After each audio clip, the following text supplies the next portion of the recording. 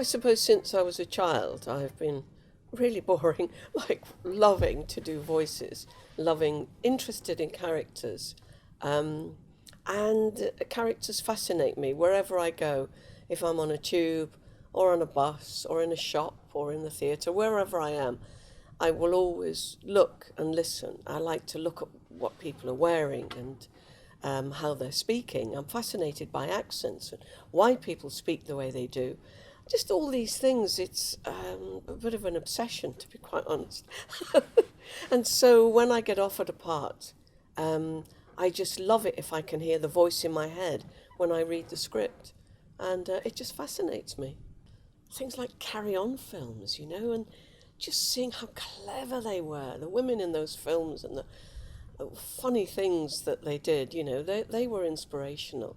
And comedians from my childhood, Beryl Reid, Hilda Baker, these women, they were strong, very funny women. Not that I ended up a comedian, oh gosh, please, God forgive me, I could not stand on stage and do a stand-up routine.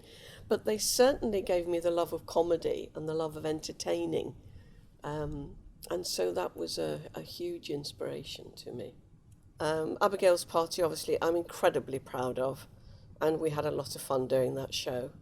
And you look back to the times when you were getting the character together and all the work, all the research, and of course it all pays off in the end. A popular comedy thing would be Gavin and Stacey, and that was great fun to do. And we were all very sad when it finished, because we did feel like a family. we did feel, I can remember the scene when Gavin's getting married, and he's with Pamela, and he's saying, thanks, Mum, and your hat looks great and all that. And she says, I'm so proud of you. And it was really so hard to do that scene without crying, because we did feel like we had that closeness between us, and that was lovely. A stage show, I think, would be The Rise and Fall of Little Voice, which was such hard work, but it was great to do, and it was so rewarding. We had a lot of fun doing that. Well, I do remember when I was very young and I was first doing television, you would certainly get the supporting artists, the men who just thought you were there for a bit of fun, and to be groped, and that wasn't very nice. They seemed to think that was their prerogative, which I hope and I don't think happens now. But generally, I think it's a great profession because as an actress, and I like to say actress, I don't like to say actor, I've not jumped into that, but I think that you do feel equal to the men, because very often you've got an equal sized part, you're as important in the play, whether it's television or stage, so it's not that kind of thing where you're the one scrubbing the floor and all the men are walking around, being the lords and all that. You can do anything as a woman. You can be anybody. And that's the fun of it. I remember when I was approaching 40, a lot of people said to me, this is the crucial age.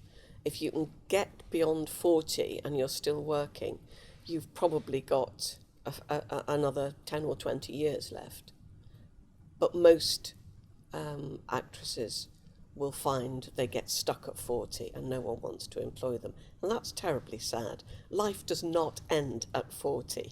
Very often it begins at 40 for a lot of women. I think particularly for younger women, they're getting much more leading roles, much more interesting roles where they can be part of the plot, where they can be part of the action.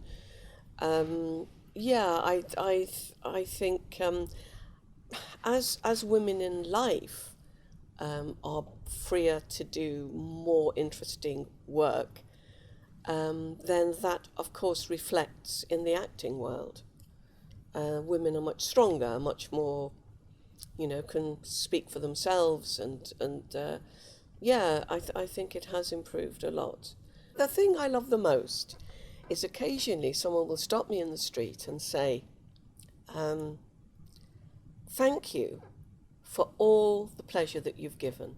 Thank you for all the laughs. Thank you for, all the shows that you've done. And that really makes me feel great, because it's not, someone being silly. It's someone genuinely saying, you've done a lot of work over the last sort of 45 years or whatever.